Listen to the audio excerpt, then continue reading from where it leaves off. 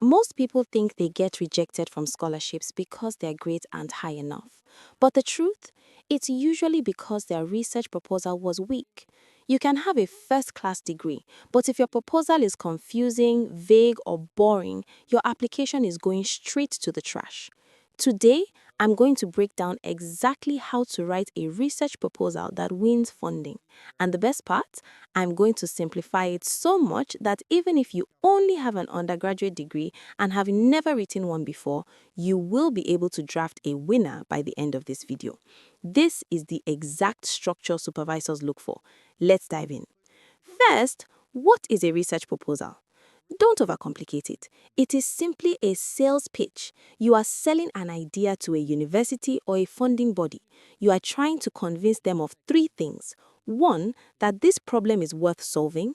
Two, that you are the right person to solve it. And three, that you have a clear plan on how to solve it. If your document answers those three questions clearly, you win. Now let's look at the structure.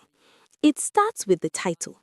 Do not make it vague like a study on climate change. That tells me nothing. Your title needs to be specific.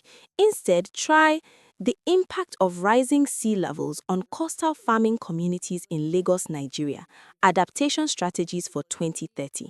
See the difference? It tells the reader the what, the who, the where, and the why. Be specific. Next is the introduction. This is where you set the stage. Start broad and narrow it down. You need to explain the current state of the world regarding your topic. For example, if you are studying AI in healthcare, start by talking about the global rise of AI.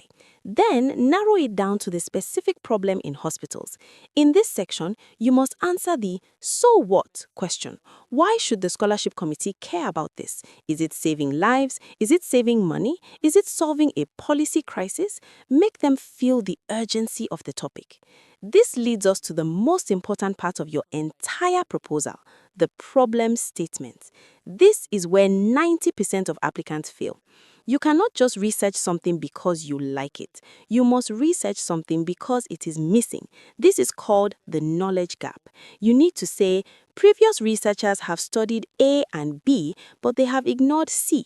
My research will focus on C. If you can clearly identify what is missing in the current literature, you prove to the professor that you have done your homework. Now that you've identified the problem, list your research questions. Keep these simple. Usually, three main questions are enough for a proposal. Question 1, what is the current impact of X on Y? Question 2, what are the barriers to something? Question 3, how can we improve it? Directly below that, list your objectives. These should start with action verbs: to investigate, to analyze, to evaluate. Next is the literature review. This is not just a list of books you've read. This is a conversation. You need to show that you know who the big players are in your field. Mention key theories and recent studies, preferably from the last 5 years. This shows the supervisor that your knowledge is up to date. Pro tip: if you are applying to a specific supervisor, quote their work here. It shows you've read their papers and strokes their ego a little. It works every time.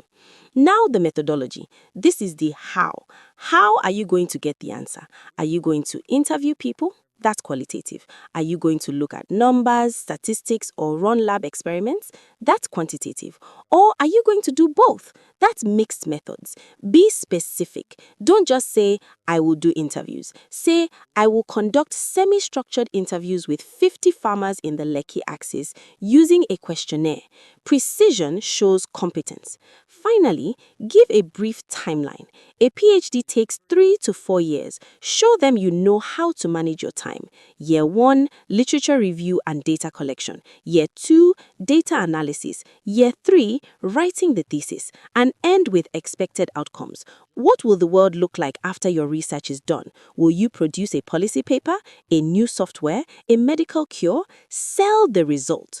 Writing a proposal isn't about using big words to sound smart. It's about clarity. If a high school student can read your proposal and understand what you want to do, you have succeeded. I've left a link in the description to a template you can use to structure your own proposal. Don't let the fear of writing stop you from accessing millions in scholarship funding. You have the guide, now go write the proposal. If you found this helpful, hit that like button and subscribe. I'll see you in the next video. Cheers!